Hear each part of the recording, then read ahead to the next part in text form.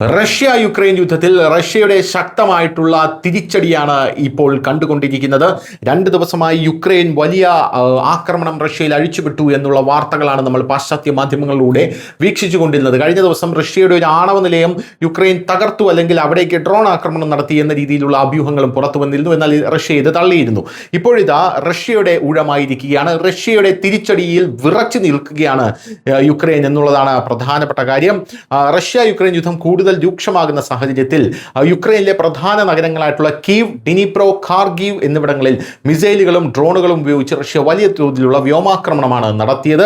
ഇതുവരെ ഈ ആക്രമണത്തിൽ 9-ലധികം പേർ കൊല്ലപ്പെടുകയും 60-ലധികം പേർക്ക് പരിക്കേൽക്കുകയും ചെയ്തു എന്നുള്ളതാണ് മനസ്സിലാക്കാൻ സാധിക്കുന്നത്.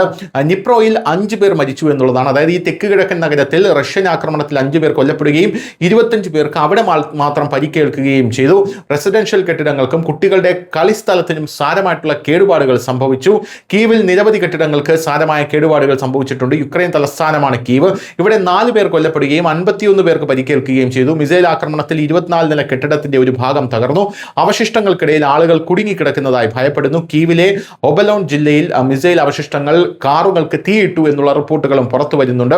ഖാർഗീവിൽ കുട്ടികൾ ഉൾപ്പെടെ 10 പേർക്ക് പരിക്കേറ്റ റിപ്പോർട്ടുകൾ പുറത്തു വരുന്നുണ്ട്. ഇവിടെ ഡ്രോൺ മിസൈൽ ആക്രമണമാണ് നടത്തിയത്.